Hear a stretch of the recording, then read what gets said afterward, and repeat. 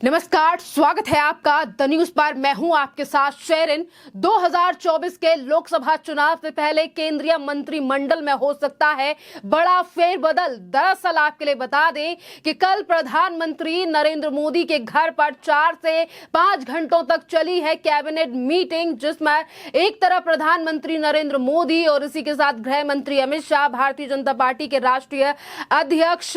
JP Nadda और BL संतोष भी मौजूद रहे। ये बैठक जो है वो 4 से 5 घंटों तक प्रधानमंत्री आवास पर चली है, जिसके बाद लगातार सियासी गलियारों में ये चर्चा होने लगी है कि केंद्रीय मंत्रिमंडल और भाजपा संगठन में एक बड़ा फेरबदल जो है वो जल्द ही हो सकता है, वो भी लोकसभा चुनाव से पहले और इसी महीने यानी कि आने वाले महीने जुलाई में। आपके लिए बता दें कि अभी तक आधिकारिक तौर पर कोई बयान सामने नहीं आया है इस बैठक के बाद, पर जिस तरीके से प्रधानमंत्री नरेंद्र मोदी के अमेरिका के आने के बाद ये पहली बड़ी हाई लेवल मीटिंग जो है वो कल प्रधानमंत्री नरेंद्र मोदी के आवास में हुई, जिस तरीके से इसमें गृह मंत्री अमित शाह के साथ जेपी नड्डा, भाजपा के संगठन महासचिव BL संतोष भी शामिल थे। इसको लेकर ये लगातार बयान तो ये कहे जा रहे हैं, सियासी गलियारों में ये खूब चर्चा हो रही है कि 2024 के चुनाव से पहले एक बड़ा फेरबदल जो है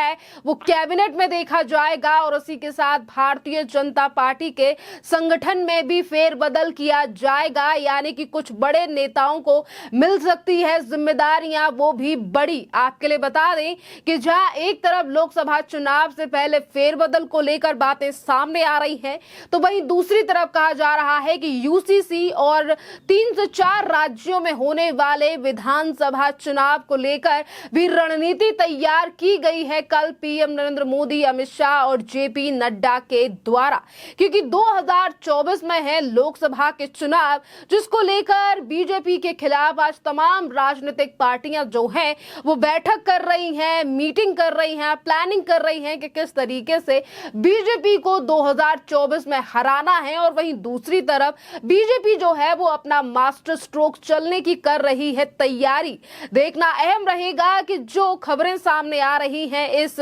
फेरबदल को लेकर किस नेता को आखिरकार क्या जिम्मेदारी दी जाएगी, और बीजेपी की जो ये बड़े नेता हैं ये इन चीजों पर नजर रख रहे हैं कि आखिरकार कौन सा नेता और किसकी पृष्ठभूमि और कौन है जनता के बीच में मजबूत, और उसी को दी जाएगी बड़ी जिम्मेदारियां इस होने वाले कैबिनेट के फेरबदल में। आपके लिए बता दें कि 3 से 4 राज्यों में होने वाले विधानसभा चुनाव को लेकर भी ये जो बैठक है ये की गई है, जहां एक तरफ UCC को लेकर जिक्र हो रहा है कि UCC को लेकर भी जो चर्चा है वो हुई है, इस पर भी हम जिक्र करेंगे। पर आपके लिए बता दें कि मध्य प्रदेश, राजस्थान और छत्तीसगढ़ में होने वाली जो चुनाव है विधानसभा के, इनको लेकर भी चुनावी तैयारियों पर जो चर्चा है ये कल हुई होगी, क्योंकि दरअसल ये बैठक जो है वो 1 घंटा नहीं, 2 घंटे नहीं, 3 घंटे नहीं, बल्कि 4 से 4.5 घंटे तक ये बैठक चली है, जिसमें तमाम मुद्दों पर कल जो है वो डिस्कशन हुआ है,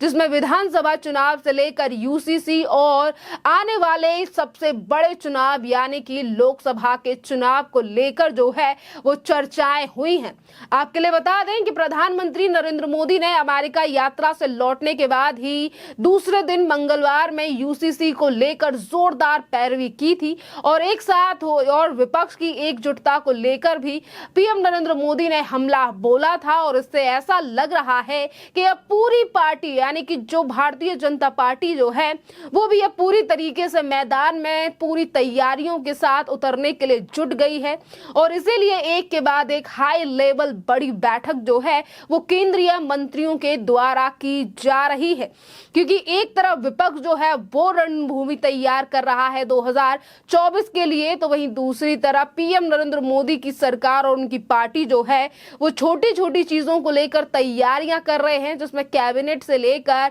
UCC, जिसका जिक्र 2019 के मैनिफेस्टो में भी केंद्र सरकार की तरफ से किया गया था, और मैनिफेस्टो को लेकर ही अब बीजेपी जो है वो तमाम वादों पर खरी उतरती हुई दिखाई दे रही है, चाहे बात वो राम मंदिर की हो, UCC की हो, CAA की हो, या फिर इसके साथ ही धारा 370 और 35A का हटना हो। तमाम ऐसे काम हैं जिनको लेकर इस बार बीजेपी जो है वो रणभूमि में उतरने की तैयारियां कर रही है 2024 के चुनावों को लेकर। और वहीं अगर जिक्र करें हम यूसीसी का, क्योंकि जैसे ही प्रधानमंत्री नरेंद्र मोदी अमेरिका से लौटे, उन्होंने सबसे पहले जिक्र किया था यूसीसी का और उन्होंने कहा था कि आखिरकार यूसीसी इतना ज्यादा क्यों जरूरी है। सुप्रीम कोर्ट कई बार कह चुका है कि ये जो यूसीसी है उसे लागू क्यों नहीं किया जा रहा, और यूसीसी को लेकर भी उन्होंने काफी ज्यादा हमला बोला था विपक्ष के ऊपर। एक तरफ विपक्ष यूसीसी को लेकर हमलावर है और वहीं दूसरी तरफ ये विपक्ष जो है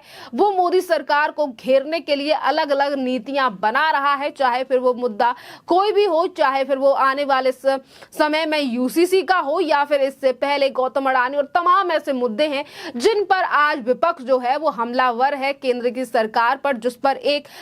मणिपुर की हिंसा भी शामिल है। वहीं अगर कैबिनेट के विस्तार को लेकर बात की जाए तो आपके लिए बता दें कि पिछले 4 सालों में अभी तक केंद्र सरकार में सिर्फ एक बार ही जो है वो फेरबदल हुआ है, और अभी इसी अनुसार ये कहा जा रहा है कि सरकार में अहम पदों पर जो कुछ वरिष्ठ मंत्रियों को संगठन में भेजा जाएगा। जैसा कि मैंने पहले ही जिक्र किया है कि इस बार जो बीजेपी है, जिनकी पृष्ठभूमि और जो जनता के बीच में मजबूत है, उनको एक बड़ी जिम्मेदारी जो है वो बीजेपी की तरफ से दी जा सकती है। और रही बात 2024 के चुनावों को लेकर, तो इस पर पहले ही प्रधानमंत्री नरेंद्र मोदी के साथ बैठक में ये चीजें भी सामने आई थी कि वित्त मंत्री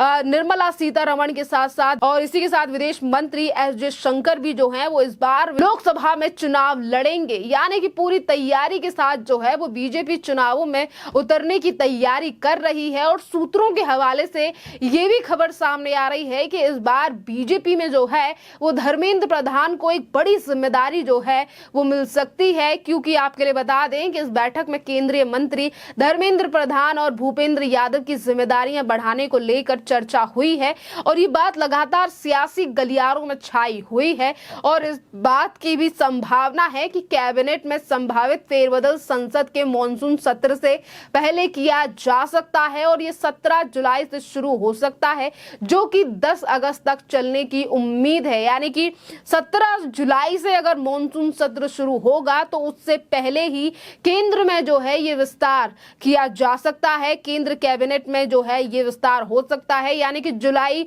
आने वाला जो महीना है जुलाई, इसके पहले या दूसरे हफ्ते में कैबिनेट में बड़ा विस्तार जो है वो और फेरबदल जो है वो देखने के लिए हमें मिल सकता है। वहीं देखना अहम रहेगा कि मीटिंग में इसके अलावा क्या क्या चीजों को लेकर जो है वो जिक्र हुआ है और बात हुई है कल देश के प्रधानमंत्री नरेंद्र मोदी और तमाम बड़े नेताओं की, जिन्होंने इस मीटिंग में हिस्सा लिया और जिन्हें बुलाया गया है। एक तरफ बीजेपी जो है वो तैयारी कर रही है, तो वहीं दूसरी तरफ विपक्षी पार्टियां जो हैं वो आज लगातार केंद्र सरकार को लेकर हमलावर है, और कहा जा रहा है कि 2024 में मोदी सरकार जो है वो तीसरी बार रिपीट नहीं करेगी। वहीं एक तरफ पीएम नरेंद्र मोदी के अमेरिका के दौरे को लेकर भी यही विपक्षी पार्टियां जो हैं वो लगातार सवाल उठा रही हैं, क्योंकि कहीं ना कहीं विपक्ष को भी इस बात का डर है कि विश्व भर में जो पीएम नरेंद्र मोदी की लोकप्रियता बढ़ रही है, क्या इसका खासा असर जो है वो लोकसभा चुनावों में देखने के लिए मिलेगा, और अगर मिलेगा भी